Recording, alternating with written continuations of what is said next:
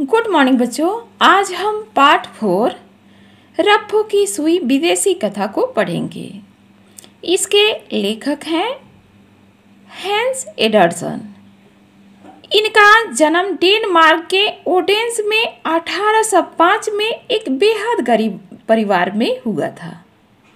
वे बच्चों की कहानियों के लिए प्रसिद्ध हैं। उन्हीं कहानियों में से एक हम लोग विदेशी कथा को पढ़ेंगे, रफ्फू की सुई।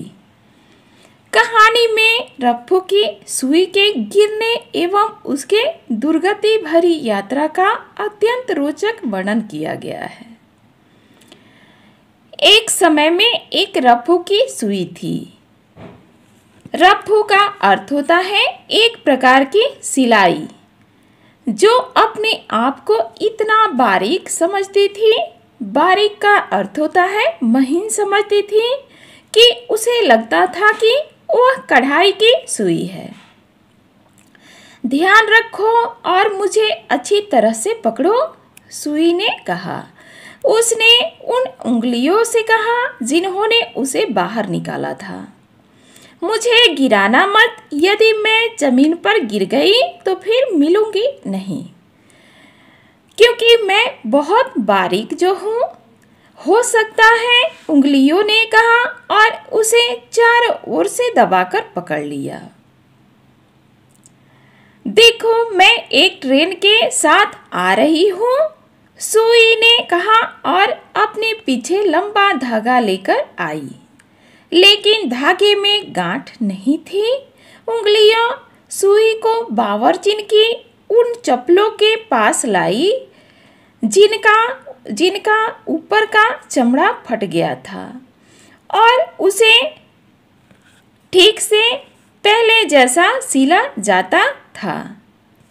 यह बहुत गंदा काम है, सुई ने कहा। मैं इसमें से नहीं निकल सकती। मैं टूट रही हूँ, मैं टूट रही हूँ, मैं टूट रही हूँ, सुई ने कहा। और वह सचमुच टूट गई। क्या मैंने गलत कहा था? सुई बोली।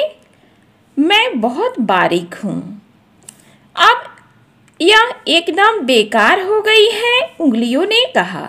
लेकिन उन्हें उसे उसी तरह पकड़े रहना पड़ा, क्योंकि बावर्ची ने उस पर थोड़ी लाख लगाकर उससे अपना रुमाल अपने सामने की तरफ टाँक लिया। तो अब मैं एक रुमाल लगाने की सजावटी पिन बन गई हूँ। सजावटी का अर्थ होता है सजाने योग्य। सुई बोली, मुझे मालूम था कि मेरा आदर किया जाएगा।